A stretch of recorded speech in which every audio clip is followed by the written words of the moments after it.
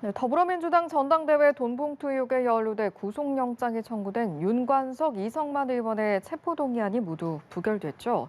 표결에 앞서 한동훈 법무부 장관의 체포동의 요청이 민주당 의원들을 막판 결집시켰다는 해석도 나오는데요. 한편 싱하이밍 주한 중국 대사 발언 이후 한중 갈등도 최고조에 치닫고 있습니다. 정치권 이슈들 짚어보겠습니다. 이종근 시사평론가, 황명선 전 더불어민주당 대변인 나오셨습니다. 두 분 어서 오십시오. 네, 안녕하세요. 안녕하십니까? 자, 어제 윤관석, 이성만 두 의원에 대한 체포 동의안이 부결됐습니다. 그리고 자동으로 검찰이 청구한 구속영장도 기각이 됐습니다. 일단 어제 결과 어떻게 보셨는지 두 분의 의견부터 들어보고 시작하겠습니다. 네, 민주당으로서는 아주 절체절명의 어떤 위기 상황이었고 또 이번이 그 위기 상황을 탈출할 수 있는 좋은 기회였다고 봅니다. 그런데 이 두 의원을 부결시킴으로써 그 기회를 스스로 박찼다라는 생각이 들어요. 왜냐하면 체포 동의안과 관련돼서 국민들은 지금 이 의원들의 기득권을 내려놔라라는 목소리가 커지고 있습니다. 이미 노웅래 의원과 이재명 의원의 잇따른 체포 동의안 부결로 국민 여론이 나빠져 있었거든요. 그런데 하영재 국민의힘 의원의 경우 가결됐습니다. 그리고 체포 동의안과 관련해서 영장 실질 심사를 받았습니다. 그런 이후부터 사실은 민주당 내에서도 이제 우리도 이 법원에 가서 영장 실질 심사를 받을 수 있는 기회를 도리어 주자라는 분위기가 저는 성숙했다고 봤거든요. 그런데 이번 부결 결과를 보니까 지난번 이재명 당대표의 체포 동의안 결과보다 훨씬 더 악화된 거예요. 즉 찬성이 더 많아진 겁니다. 그러니까 부결이 더 많아진 겁니다. 이건 어떤 의미냐면 민주당으로서는 도덕성과 양심을 시험하는 어떤 무대였고 또 반탄 정당이라는 오명을 씻을 수 있는 무대였고 마지막으로 총선을 앞두고 우리 당은 정말 혁신할 수 있습니다라고 보여줄 수 있는 무대였거든요. 그것을 가결시킴으로써 그런데 이 두 의원을 부결시킴으로써 이 모든 기회를 다 박차버렸다. 신문 사설 한두 개만 읽겠습니다. 정당임을 포기했다. 서울신문 제목이고요. 국민일보는 민주당은 부결시키고 국민의힘은 가결시켰다. 이걸 부각을 시켰고요. 또 마지막으로 매일신문 사설 제목 하나 읽어드릴게요. 동업자 집단으로 타락한 민주당. 이 세 신문만 제가 말씀을 드렸지만 사설 중앙일간지 사설에 거의 모든 신문이 같은 톤이었고요. 또 경향과 한겨레 신문마저도 쇄신을 스스로 박찼다라는 내용의 사설을 실을 정도로 지금 여론은 악화돼 있습니다. 예, 어제 결과에 대한 평을 민주당에 대한 쓴소리로 정리를 해주셨는데요. 어떤 결과로 평가를 하십니까? 제가 볼 때는요, 윤석열 정부 1년 돌아서 결국 야당 탄압, 의원들 조사, 대표 조사, 이 수사만 지금까지 해왔거든요. 국민들은 이제 윤석열 정권을 그냥 검사 독재 정권이라고 이렇게 규정을 하고 있습니다. 실질적으로 보면 어제 부결되는 것은 당연한 건이었고요. 2008년도에 당대표 선거 때 박기태 후보와 박기태 대표님 그리고 김효재 의원 같은 경우는 불구속으로 처리를 했거든요. 지금까지 그 노웅래 그리고 이재명 대표, 지금 이성만, 윤관석 의원까지 이렇게 오면서 보면 실질적으로 모든 민주당의 의원들을 그냥 범죄 집단으로 이렇게 취급하려고 하는 이런 인식에 계속 그 체포동의안을 계속 청구를 하는 거예요. 민주당은 단호하게 맞서죠. 그래서 윤석열 정부 검사 독재 정권에 단호하게 맞서는 민주당의 결집 그리고 많은 의원들에 대한 참여. 저는 단호하게 맞서서 이렇게 해야 된다고 봐집니다. 예. 그러면 구속영장 청구 단계부터 잘못됐다라고 말씀하시는 거예요? 그렇죠. 실질적으로 이성만 의원 같은 경우 본인이 이 이야기를 했지 않습니까? 본인이 돈을 받은 것도 없고 그리고 착복한 것도 없는데, 네? 그리고 뭐 그런 내용이 없는데 영장 청구를 했다. 그 조사받을 때 그 내용들을 봤기 때문에 이것이 그 증거인멸 사유가 돼서 그래서 체포 구속 사유가 된다. 이렇게 해서 지금 영장을 청구한 거 아니겠습니까? 굉장히 부당한 거죠. 예. 민주당이 사실 자율 투표였고 그리고 어제 표결에서 좀 주목이 됐던 부분이 이번에는 한동훈 법무부 장관이 어떤 발언을 내놓을 것인가도 주목되는 부분이었는데 표결이 나오고 나서 이제 여러 가지 나오는 이야기를 들어보니까 한동훈 장관의 발언이 영향을 미친 게 아니냐라는 이야기도 나오고 있습니다. 여기에 대해서 어떤 말씀하실 수 있을까요? 자, 지금 공당이잖아요. 정당이 지금 각각의 어떤 국회의원들의 헌법기관이 국회의원들의 정당 활동, 그러니까 입법 활동을 하는 어떤 공간이 정당입니다. 그런데 그 정당에 소속되어 있는 개별적인 판단하는 헌법기관인 국회의원들이 어떤 생각을 갖고 지금 표결에 임하는데 한 장관의 말에 감정적으로 동요를 받아서 자기의 생각을 바꿨다 한다면 그러면 그 국회의원은 저는 자격이 없다고 봅니다. 왜냐하면 사적 감정에 휘둘리고 있잖아요. 어떠한 투표 행위도 본회의장에서 이루어지는 그 어떤 투표 행위도 굉장히 엄중하고 공정하고 자신의 사적 감정이 아니라 공적인 판단에 의해서 해야 됩니다. 그런데 자기가 어떤 생각을 갖고 있는데 장관의 태도에 따라서 감정적으로 촉발이 돼서 그 자신의 생각을 바꾼다? 이건 사적 감정에 동요되는 거예요. 사적 감정에. 그럼 사적 감정에 동요되는 국회의원을 우리가 뽑아야 됩니까? 그건 전혀 저는 이치에 맞지 아니하고요. 지금 주장하는 건 이겁니다. 울고 싶었는데 뺨을 때려서 난 울었다. 이런 표현이거든요. 핑계잖아요. 울고 싶었던 게 지금 중요하잖아요. 부결하고 싶었던 거잖아요. 그래서 지금 한동훈 장관의 그 태도를 핑계로 해서 부결시키는 어떤 원인을 돌리려고 하는 것이지 한동훈 장관 때문에 부결시켰다. 이건 등식이 이루어지지도 않고 또 그렇게 핑계를 대는 자체가 국회의원으로서 헌법기관으로서 투표를 하는 행위의 엄중함을 스스로 인식하지 못한다라는 고백에 불과하다는 겁니다. 예, 선후 관계가 반대다, 핑계 불가다라는 말씀이었는데요. 저는 우리 한동훈 장관이 법무부 장관으로서 대한민국 법무부 장관으로서 좀 무겁고 책임 있는 그런 자세가 저는 필요하다라고 봐집니다. 과거 노웅래 의원 그리고 어제 이재명 대표 그리고 어제 체포동의안 설명을 보면 과거의 법무부 장관들은 개괄적 그냥 설명을 했거든요. 굉장히 디테일하게 합니다. 뭐 돈봉투가 뿌시락뿌시락 소리까지 표현을 하고 그리고 20여 명의 또 민주당의 의원들까지 이 자리에 있는데 이 자리에서 표결하는 게 공정하냐 이렇게 마치 범죄자처럼 이렇게 인식을 하고 발언하는 것은 굉장히 잘못된 것이거든요. 무죄 추정의 원칙, 우리 법률은 무죄 추정의 원칙 그리고 불구속 사유 이런 기본적인 이 법률적 요건들을 갖고 있는데 장관으로서 그렇게 국회에서 굉장히 디테일하게 돈봉투 소리까지 그리고 20여 명의 마치 범죄자 집단처럼 이렇게 인식하는 것은 굉장히 잘못된 정말 유감스러운 일이죠. 그래서 법무부 장관이 태도가 저는 좀 무겁고 그리고 의회를 존중하는 이런 입장으로 장관직을 수행했으면 하는 바람이고요.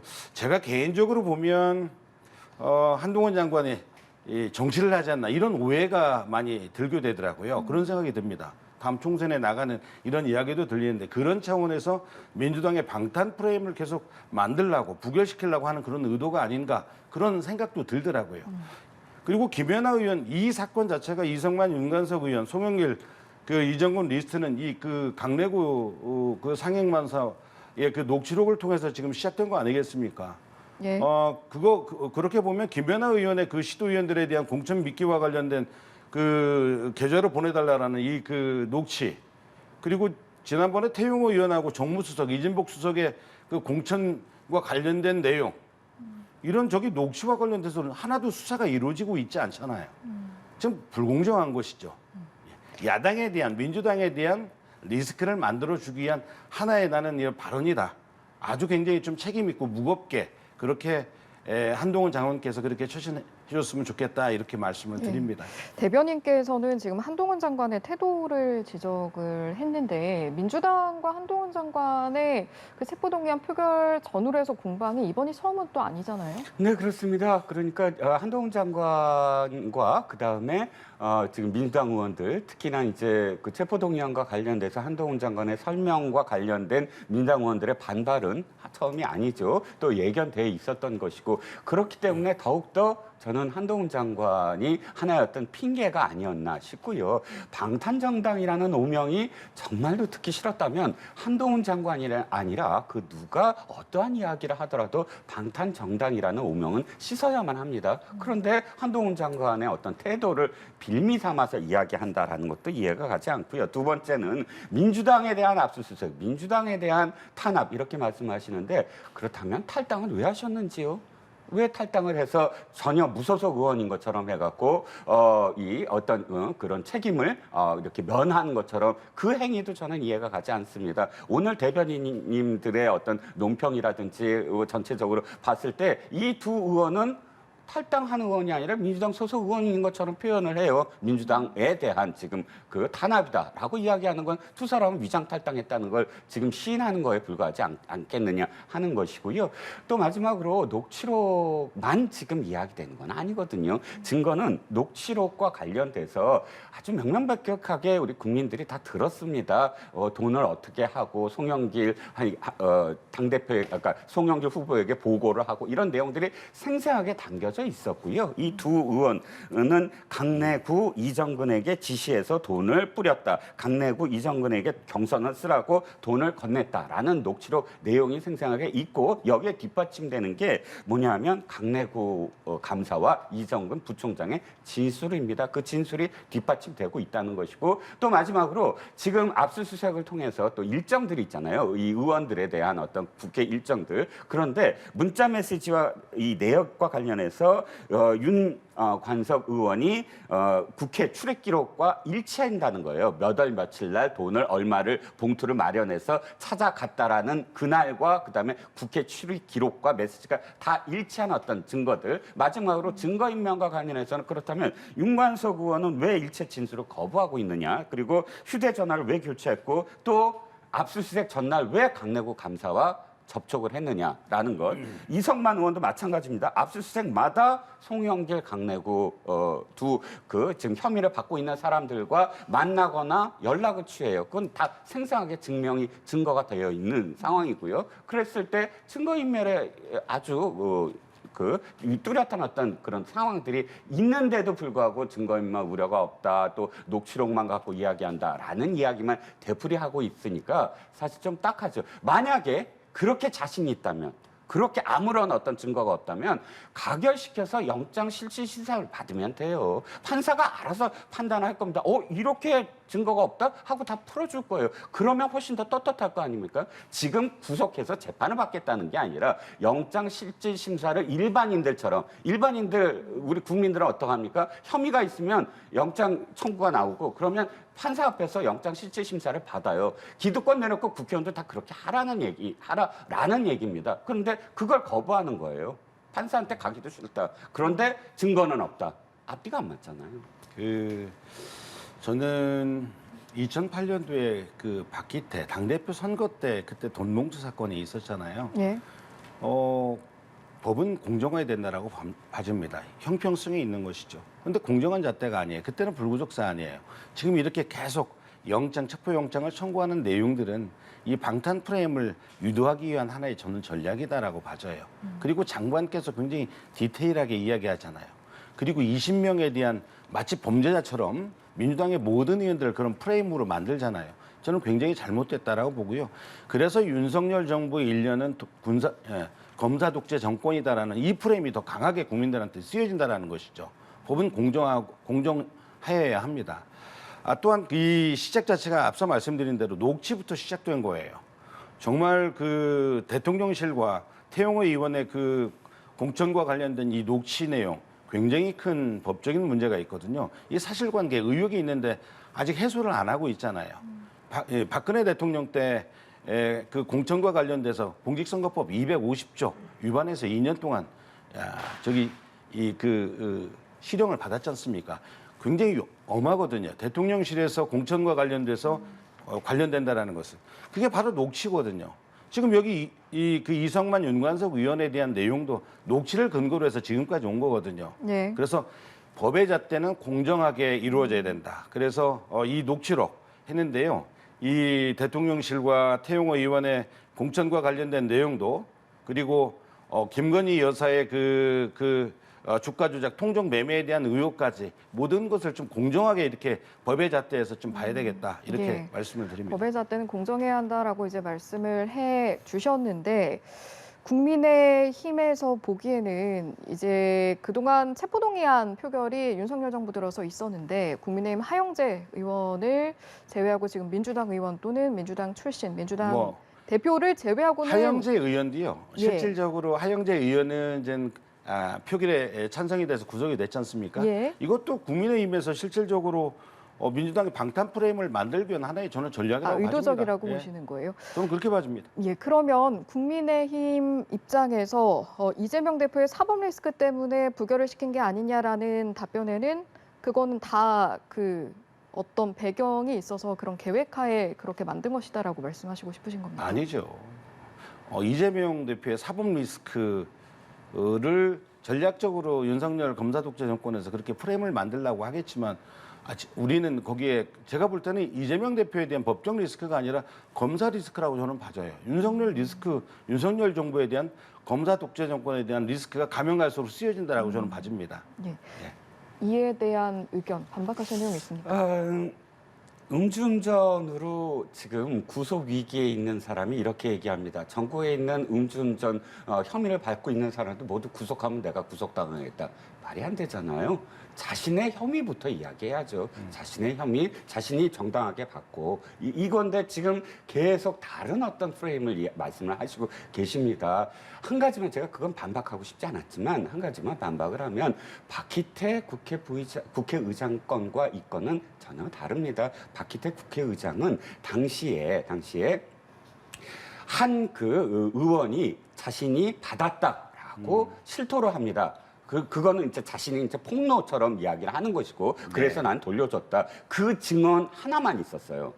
그 이후에 이제 뭐 녹취라든지 증거라든지 이런 게 전혀 없었습니다. 하지만 지금 그 고승덕 의원의 그 당시의 정황을 법원이 받아들여요. 그래서 이건 상당히 신빙성이 있다 하고 판결을 내립니다. 이것과 지금 안에 있는 내용 몇 월 며칠 여의도의 어떤 중식당 앞으로 돈 봉투를 몇 개 갖고 와라. 그 다음에 내용은 뭐냐면 내가 누구누구한테 돌렸다. 그리고 송영길 의원의 보좌관한테 보고해다오. 이런 식의 내용과 증언 하나와 어떻게 그게 일치해서 공평한지 저는 이해가 가지 않고요. 다시 말씀드립니다만 그때마다 상대당의 어떠한 혐의에 대해서 열거하는 게 중요한 게 아니고 지금 민주당이 자신이 받고 있는 그런 어떤 체포 동의안을 내려놓을 것이냐 아니면 계속 갖고 있을 것이냐 거기에 대한 답변을 해주셔야 될 것 같고요. 하영재 의원과 관련해서는 팩트 체크를 하나만 할게요. 아까 구속됐다고 말씀하셨지만 하영재 의원은 구속되지 않았습니다. 영장실질심사를 받고 그 다음에 증거인멸 도주의 우려가 없다고 해서 기각됐어요. 그래서 지금 구속되지 아니한 상태에서 재판을 받고 있고요. 그 다음에 국민의힘 의원이 거기에 대해서 가결한 것을 조금 폄훼하시는 것 같은데 국민의힘 의원들은 저는 보다 진정성이 있다고 봅니다. 왜냐하면 58명의 의원들이 서명을 했어요. 내가 앞으로 만약에 체포동의안이 나에 관련해서 왔을 때 나는 거기에 대해서 무조건 응하겠다라고 이야기했습니다. 이건 그야말로 여야를 떠나서 국회의원들이 일반인과 똑같이 영장실질심사를 똑같이 받으러 가는 그 행위를 하라. 여기에 특권을 갖고 있지 마라. 그걸 내려놓겠다라는 그런 그 의미거든요. 저는 민주당에서도 똑같이 해야 된다고 봅니다. 이건 공약에도 있었어요. 그러니까 이재명 당대표가 후보 시절에 체포동의안 같은 그런 기득권을 내려놓겠다고 한 내용 아닙니까? 네, 불체포 특권과 관련된 이 제도는 과거 군사정권 시절에 국회의원들의 발언에 대한 이 체포동의안을 최대한 국회에서 존중할 수 있도록 최대한 이런 인권적 차원에서 이렇게 장치를 만들어 놓은 거거든요. 뭐 이런 경우가 아니라고 하면은 폐지를 해야 되겠죠. 그런데 지금 윤석열 정부 1년 돌아서 실질적으로 검사 독재 정권이라는 이런 국민적 우려와 그리고 야당 탄압, 야당 대표 죽이기 이런 일련의 과정들이 지금 오고 있는 상황에서 지금 같은 경우는 불체포 특권에 대한 이런 제도가 저는 반드시 지금 필요하다라고 봐집니다. 지금 민주당 의원들 지금 온몸으로 막고 있는 거 아니겠어요? 저는 이런 그 국회와 이 윤석열 정부의 이 대립구도보다는 실질적으로 뭔가 좀 책임 있는 이 그 민생 그리고 인권 지켜지는 이런 내용으로 서로 이 그 국회가 그리고 윤석열 정부와 법무부가 그렇게 함께 그 지혜를 모으는 게 저는 필요하다 이런 네. 생각이 듭니다. 일단은 두 의원에 대한 체포동의안은 부결이 됐고 이제 구속영장이 기각이 됐습니다. 그러면 앞으로의 수사는 좀 어떻게 진행이 될 것인가? 사실은 이제 전달자 이후에 수수자에 대한 수사가 좀 박차를 가하게 될 것이다. 구속영장이 발부가 된다면이란 전망이었는데 일단은 아예 그 기각이 됐으니까요. 네. 자, 구속영장 여부와 상관없이 이건 방증, 그러니까 강내구 감사와 그다음에 이정근 사무부총장이 지금 구속돼 있는 상태에서 인신이 구속돼 있는 상태에서 상당한 진술을 했고요. 그래서 아마도 불구속 기소를 할 것으로 보입니다. 정점은 저는 돈을 받은 사람들도 분명히 어떤 여죄 여부를 따져야 되겠죠. 왜냐하면 이것과 관련해서 사실 이 사건은 돈으로 표를 사고 파는 행위예요. 매표라고 표현을 하죠. 매표는 사실 엄중한 사건입니다. 민주주의라는 틀거리 속에서 우리는 서로를 존중하고 있어요. 그런데 돈으로 사고 파는 그런 매표 행위를 더군다나 헌법기관이 국회에서 하고 있다라고 한다면 더 엄중하게 따져야 되거든요. 조합장 선거에서 단돈 30만 원을 봉투에 오고 간 혐의로 구속된 사례가 굉장히 많습니다. 근데 300만 원이라는 돈이 국회에서 횡행하게 그렇게 관례적으로 한다? 이건 엄중한 사건이거든요. 그런데 그 20여 명의 돈을 받은 의원들도 물론 수사를 받아야 되겠지만 정점은 송영길 당시 후보에 있습니다. 이 모든 행위로서 사실상 결정적인 이득을 취한 사람은 송영길 후보 아닙니까? 송영길 후보가 전혀 모르는 상태에서 다 이루어진 것도 아니고 또 녹취록 상황에서 다 송영길 후보한테 보고가 갔다고 하니 이 사건의 마지막 정점, 즉 이 모든 사건의 장본인 그리고 또 녹취록 일부는 송영길 후보가 직접 돈을 구해서 건넸다라는 내용도 포함되어 있으니까 이 사건의 마지막 소환되고 또 구속 여부를 지금 결정해야 될 사안은 바로 송영길 후보라고 생각이 듭니다. 예, 일각에서는 구속영장 심사 부담을 되레 던 것이다. 검찰 입장에서 이번 사안을 바라봤을 때 민주당이 방탄정당 비판 여론을 받는 게 오히려 수사 속도를 더할 수도 있다라는 일각의 시선도 있습니다. 여기에 대해서는 어떤 말씀하시겠습니까? 뭐 그런 우려도 있겠지만 이번에 좀 표를 걸거에 대해서 저기 법무부 장관 한동훈 장관도 뭐 지속적으로 수사는 엄정하게 하겠다라고 했지 않습니까? 뭐 결과를 지켜보면 되겠죠. 자, 그러면 이번엔 대정부 질문 이야기로 넘어가 보겠습니다. 어제가 첫째 날이었고요. 오늘이 둘째 날입니다. 오늘은 경제에 대한 이야기를 하고 있는데 어제는 정치, 외교, 안보 이야기였잖아요. 그중에 오염수 이야기가 나왔는데 한덕수 국무총리가 기준에 맞으면 이거 마실 수 있다. 이 발언이 회자가 되고 있습니다. 어떻게 들으셨습니까? 기준에 맞는다는 게 앞에 두 글자가 더 있죠. 음용 기준에. 예. 음용 기준에. 그러니까 사람이 마실 수 있는 그 기준에 합당하다면 마시겠다라고 이야기했습니다. 그건 너무 당연한 이야기 같지만 그러나 지금 민주당 진영에서 공격하는 건 오염수를 방류하는 것이 타당하다면 마셔라 이렇게 되거든요. 이건 굉장히 선동적인 그런 지금 공격이라고 저는 생각을 해요. 자, 이렇게 보시죠. 지금 산에 올라갑니다. 산에 졸졸졸 시냇물이 있습니다. 그 졸졸졸 시냇물은 강으로 가서 바다로 갑니다. 그걸 막지 않아요. 그런데 실제로 사람이 마실 수 있느냐라는 건 전부 다 거기에 기준이 있습니다. 그래서 팻말로 해서 지하수도 다 있죠. 이건 사람이 마실 수 있다 없다. 그러니까 방류해서 그러니까 바다로 나가서 바다로 가서 합류하는 물과 사람이 마시는 물은 다릅니다. 그런데 지금 방류해서 깊은 바다로 해서 캐나다 서부로 갔다가 그다음 미국 서부로 갔다가 난류를 만나서 다시 돌아서 지금 이 우리나라의 해안에 돌아오는 물을 갖고 이걸 마셔라 마라. 이건 굉장히 대단히 지금 선전적인 것이거든요. 방사능 밥상처럼 사실 선전적입니다. 자, 마실 수 있는 물과 방류돼서 바다와 합류하는 물은 다르지요, 확실히. 그런데도 불구하고 그래? 그렇게 자신 있으면 마셔라 라고 이야기하는 것은 국민들에게 마실 수 없는 물이다라는 공포를 자극하기 위한 수단에 불과한 것이지 실제로 마신다 안 마신다의 어떤 논란이 있을 수 없는 비과학적인 그런 표현이고요.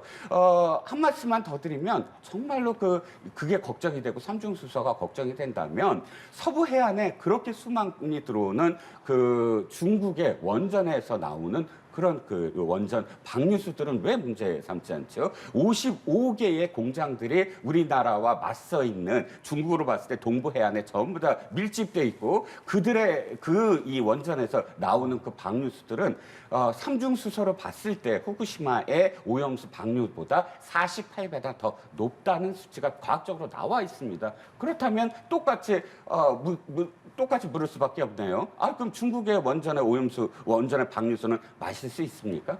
불가능하죠. 이게 한덕수 국무총리의 기준에 맞다면 마실 수 있습니다라는 발언이 사실 김성주 더불어민주당 의원의 안전이 검증되면 마시겠습니까? 라는 그만큼 질문에 이제 대한 안전에 대한 답변이었는데요. 우려를 김성주 의원이 이제 지적을 한 것이고요. 네. 실질적으로 우리 윤석열 정부, 한덕수 국무총리, 국민의힘에서는 일본 총리한테 그렇게 안전하면 일본 총리가 마시세요.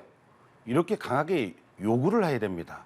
그런데 윤석열 정부의 태도나 총리나 국민의힘 집권 여당 같은 경우는 지금까지 그런 태도를 보이고 있지 않잖아요. 오히려 그 괴담을 유포하고 있습니다. 실질적으로 영국의 물리학자 데려다 놓고 1리터, 10리터 마셔도 안전하다 이렇게 이야기를 하고 또 국힘의 지도부에서는 지도부 중 한 사람은 이게 일본 그 오염수가 아니라 오염 처리수다라고 이런 괴담까지 늘어놓는 거 아니겠습니까? 이쯤 되면 일본 오염수 지키려고 국민 건강, 국민 생명 안전을 무시하는 정당이 국민의힘. 정말 어느 나라 정당인지 정말 저는 되묻고 싶습니다. 네. 예를 들면 홍콩 같은 경우는요. 오염수 방류하면 일본의 모든 수산물 우리는 들어오지 못하도록 규제하겠다. 이렇게 강하게 지금 반발하고 있거든요. 그러니까 중국, 러시아 그리고 섬나라 한 18개국 모두가 지금 반대하고 가장 가까운 나라는 우리 대한민국입니다. 이것은 국민의 생명과 안전, 우리 식탁에 올라오는 이런 문제와 관련돼서는 이건 뭐 여야 정치, 진보 보수의 이런 문제가 아니거든요. 국가의 역할, 지도자의 역할은 국민의 생명과 안전을 지키는데 함께 뜻을 모아야 됩니다. 이것이 주권이거든요. 국민의 생명을 지키는 일이거든요.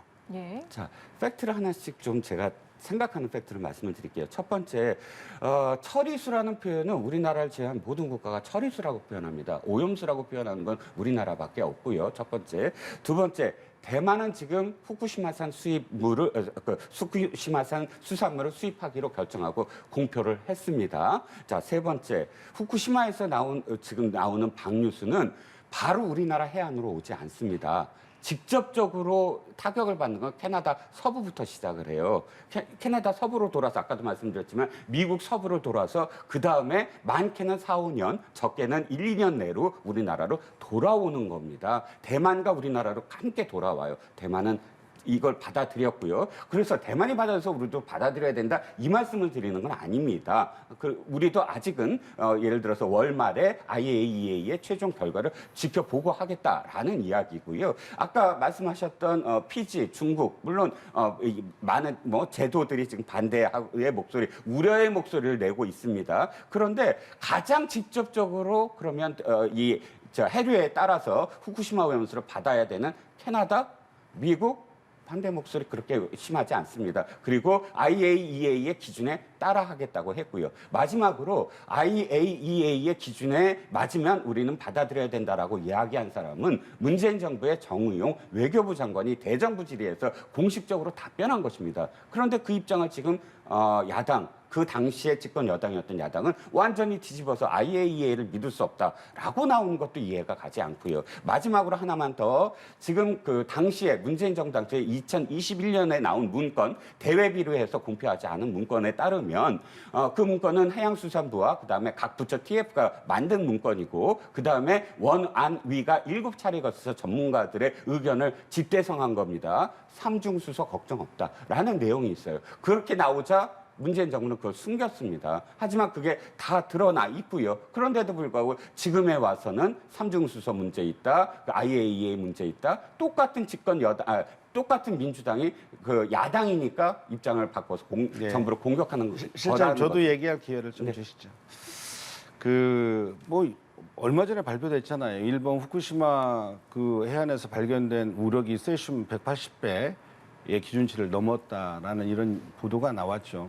실질적으로 그만큼 이 방사능에 노출돼서 오염이 돼 있습니다.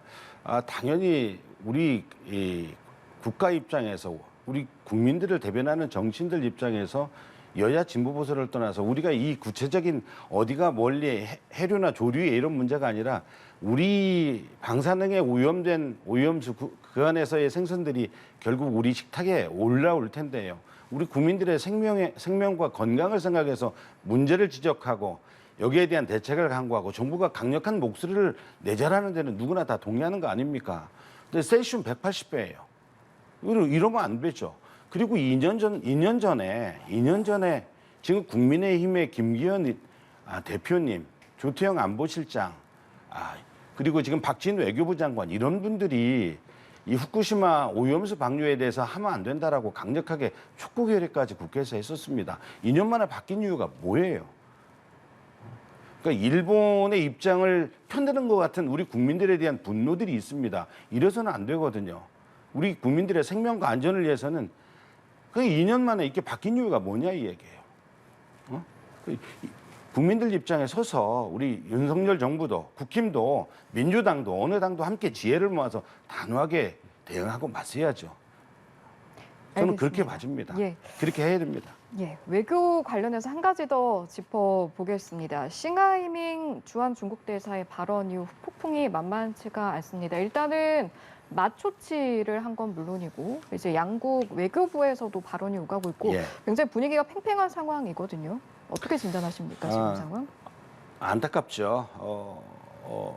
주중 대사에 대한 발언 무리가 있습니다. 또 지적이 필요합니다. 다만 외교는 굉장히 아주 섬세하게 결국 싸워서 전쟁을 하더라도 항상 뒤에는 그 논의할 수 있는 구조를 만들어 놓으라고 하는 게 외교 아니겠습니까? 지금 현재 한중 관계는 굉장히 아주 냉전 체제로 지금 아주 긴장 속으로 빠져 들어가고 있습니다. 이럴 때일수록 그 발언이라든가 이런 내용에 대해서도 굉장히 아주 신중해야 된다라고 봐집니다. 우리 민주당 당대표한테 뭐 중국 공산당 이야기, 한국 지부장 이야기하고 이런 표현은 맞지 않습니다. 그래서 중국과의 관계, 중국은 우리 대한민국의 수출 교역의 25%를 차지하는 나라인데 오늘 보니까요, 우리 정부에서 발표한 내용을 보니까 예. 지금 지난해에 비해서 한 1% 정도가 지금 수출이 지금 대중 수출이 급감했습니다. 10조 원 넘는 금액이죠. 우리나라가 전 세계의 25%의 교역력을 차지하고 있는 중국이라는 거대한 시장 관계 굉장히 중요하죠. 그래서 노태우 정부 때부터 우호 국가로서 교류를 러시아와 함께 계속 해왔던 거 아니겠습니까? 그러니까 한미 동맹도 중요합니다만은 경제에 대한 동맹을 저희들은 우리 정부는 잘 만들어 가야 된다. 그런 측면에서 외교를 아주 디테일하게 자극적으로 하지 않는 중국에 자극적이지 않는 그런 여건들을 만들면서 우리 국익을 챙기는 그런 균형적인 외교가 저는 필요하다. 이렇게 지적을 좀 하고 중국의 싶습니다. 자극적이지 않은 여건이라 하면 어떤 의미로 받아들이면 될까요? 그러니까 당대표에 대한 발언 자체가 굉장히 강하잖아요. 그게 중국에 대한 예. 자극적인 부분이에요. 이런 워딩 같은 경우를 굉장히 좀 디테일하게 좀 섬세하게 예. 무겁게 표현할 필요가 있는 것이죠. 알겠습니다.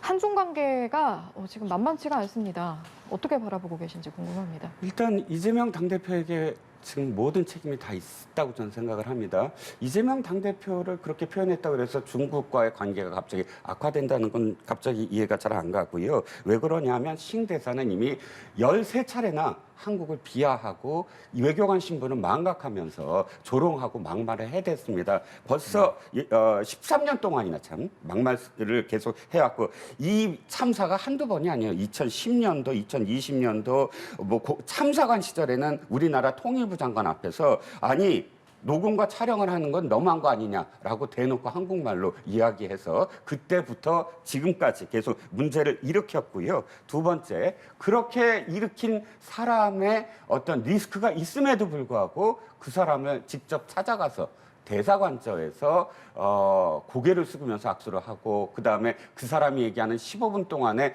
선전선동을 그대로 다 민주당이 생중계를 했다. 저는 민주당이 상식 있는 정당이라면 순간 끊었어야 됐다. 어떻게 그런 표현을 국민들한테 죄다 라이브로 중계를 할 수가 있느냐. 뭐 어떻게 시진핑과 함께 중국몽을 꾸지 않으면 이런 식의 어떤 표현은 어떻게 들리냐면 우리나라가 예를 들어서 외국에 나가서 그 대사관에서 야당 그 나라 야당 대표를 불러서 우리 윤석열 대통령의 꿈과 함께 하라라고 협박하는 것과 마찬가지입니다. 그게 가능할까요? 만약에 진짜 민주주의 국가고 그리고 우리가 아는 정상적인 국가라면 자신의 자국의 그런 어떤 그런 그 이 수장의 꿈, 중국몽 얘기를 하면서 그렇게 협박하지는 못합니다. 그런 선동과 협박을 우리 국민들에게 라이브로 중계한 민주당은 한 번도 지금 사과를 하지 않아요.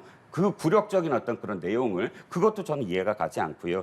또 문재인 지금 계속 이 대만 해협과 관련된 윤 대통령의 발언이 마치 문제가 있는 것처럼 민주당은 이야기하는데 문재인 대통령은 이미 2021년도에 같은 취지의 얘기를 했습니다. 바로 대만 해협에서의 평화와 안전 유지가 대단히 중요하다는 데 인식을 함께했다라는 표현을 그때 했어요. 그 표현 때문에 중국 대사 또 난리가 났었습니다. 하지만 문재인 정부 그 표현을 한 번도 사과하거나 철회하지 않았어요. 지금 윤석열 대통령이 뭐라고 했습니까? 힘에 의한 현상 변경을 하지 말아라고 얘기했어요. 힘에 의한 현상 변경이 뭐죠? 무력으로 침범하지 말라는 겁니다. 평화적으로 함께 공존하라는 얘기입니다. 이건 2016년도에 박근혜 대통령도 똑같은 얘기를 했어요. 지금 계속 우리 정부는 1997년도에 한중 수교 이후에 같은 입장을 견지하고 있음에도 불구하고 그저 윤석열 정부가 마치 중국을 본격적인 발언을 한 것처럼 왜곡하는데 앞장서는 게 지금 민주당이라는 거죠. 저는 외교에 정치 공세가 들어서는 안 된다라고 봐집니다. 그러니까 윤석열 정부 들어와서 한미일 그리고 북중러 있는데 그동안의 균형과 우리가 운전자론을 하면서 그동안 우리 국익을 많이 챙겼죠. 그래서 러시아나 중국의 많은 기업들도 나가 있고 우리 교포들도 아주 자존심을 갖고 그렇게 여건들을 했는데 지금 1년 만에 그런 여건들이 지금 갈라치기가 돼서 신냉전 체제가 돼 있죠. 그러면서 중국과 러시아의 관계는 굉장히 악화되고 있는 이런 상황에서 야당 대표로서 그 주중대사가 초청을 했으니까 응한 것이죠. 당연히 가서 우리 국가에 대한 우리 대한민국 경제의 교류의 지속적인 교류 이런 내용에 대해서 의견도 나누고 그리고 명동 보면은 과거에 막 중국 분들 굉장히 많이 와서 우리나라 경제를 살리는데 굉장히 큰 기여를 하지 않았습니까? 이제는 중국에서 이제 그 단체 관광할 수 있도록 그런 여건도 만들으라고 이렇게 지적도 했고요. 그렇지 않습니까?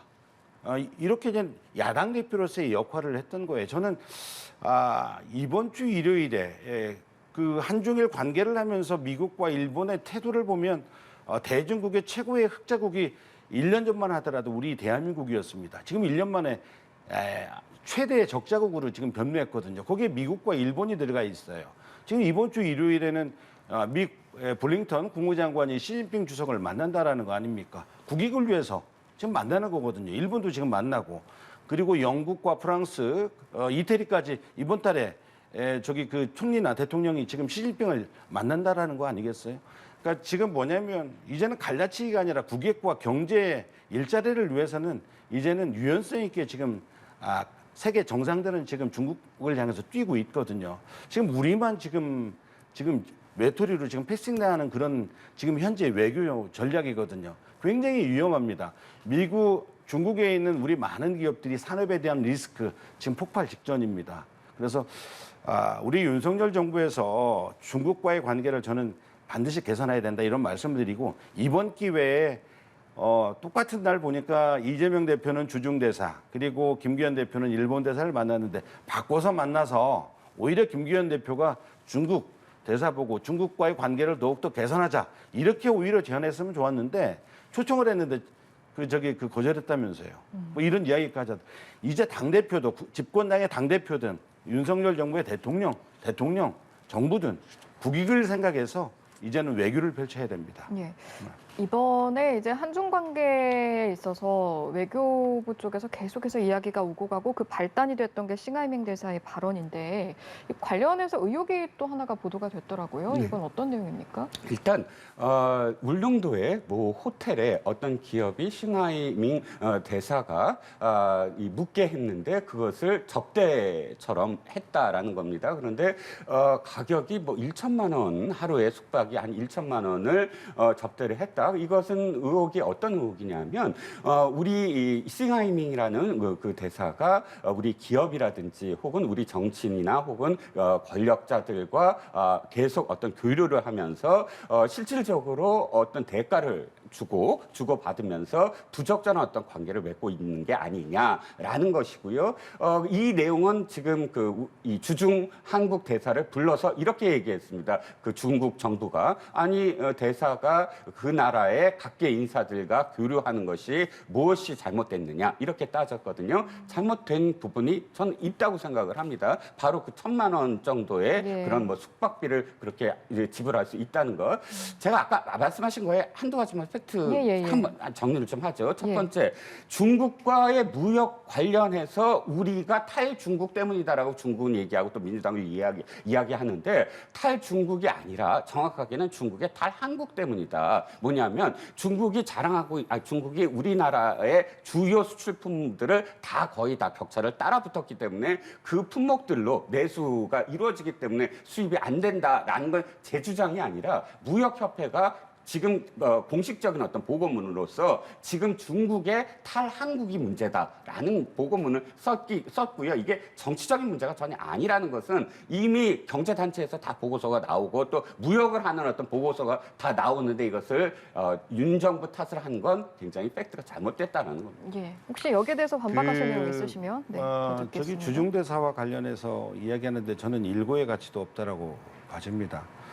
굉장히 이런 부분들에 대한 디테일한 문제를 우리들이 잘 관리를 해야 되는데 왜 언론에 이렇게 이슈가 돼서 나오는지 모르겠어요. 중국에 기업을 하고 있는 우리나라 한국 기업이 그 울릉도에 왔는데 방을 제공한 거예요. 우리나라도 예를 들면 중국에 가면 얼마든지 이 기업의 그 외교적인 관례상 그렇게 할 수 있거든요. 이렇게 1,000만 원의 굉장히 큰 금액으로 의혹을 부풀려서 하는 의도가 무엇인지 이게 우리 양국에 도움이 되는 것이 저는 아니라고 봐집니다. 예, 알겠습니다. 혹시 평론가께서 반박하신 내용에 있어서는 혹시 아니요, 덧붙이실? 예, 알겠습니다. 그럼 여기까지 듣고 오늘 이 시간은 마무리하도록 하겠습니다. 오늘은 이종근 시사평론가 황명선 전 민주당 대변인 두 분과 함께했습니다. 고맙습니다. 감사합니다.